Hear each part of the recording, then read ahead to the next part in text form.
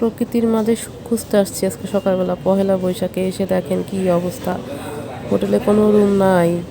সবাই বসে আছে রিসেপশনে, সবাই সারা জার্নি করা, ছেলে মেয়ে আমি। আমার তো মাথা ব্যথা ঘুরে পুরো অসুস্থ। কোথাও কোনো রুম নাই। কি যে অবস্থা, কি যে পয়লা বৈশাখ পালন করতে আসলাম।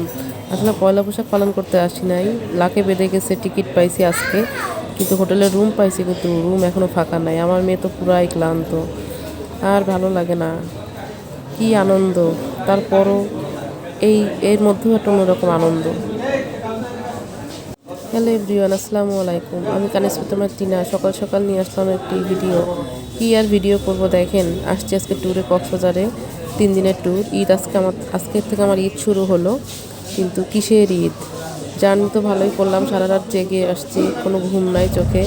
প্রকৃতির মাঝে যখন চলে আসি তখন আসলে অন্যরকম একটা শান্তি লাগে। আসলে সারা বছরই ঘর সংসার বাচ্চা কাচ্চা সামলিয়ে একটু ঘোরাফেরার খুব দরকার, যার জন্য আগের থেকে প্ল্যান করেছিলাম যে ঈদে বাড়িতে না যেয়ে কক্সবাজার ঘুরতে আসবো। এবং লাকে বেঁধে গেল আমাদের 14ই ফেব্রুয়ারিতে কক্সবাজার চলে আসা। অলরেডি আমরা পৌঁছে গেলাম কক্সবাজারে, সেই ক্লান্তি চোখে কি বলবো আর।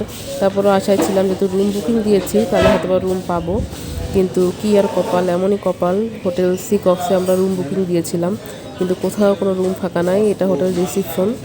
দুর্ভাগ্যবশত রিসিপশনে আমাদের 12টা পর্যন্ত থাকতে হবে, এছাড়া কোনো উপায় নাই। এরই মধ্যে আমি একদম অসুস্থ হয়ে পড়ি। এরপরে কোনো রকম একটু সুস্থ হওয়ার পরে আমরা ব্রেকফাস্টের জন্য চলে যাই। যাই হোক, ইনশাল্লাহ পরে ভিডিও দিব কেমন রুম পেলাম, রুমের ডেকোরেশন কেমন। কিন্তু কি আর বলবো, কোনো 5 স্টার 3 স্টার নর্মাল স্টার কোনো স্টারে রুম ফাঁকা নাই। দুর্ভাগ্য ভাই দুর্ভাগ্য, এত মানুষ ঘুরতে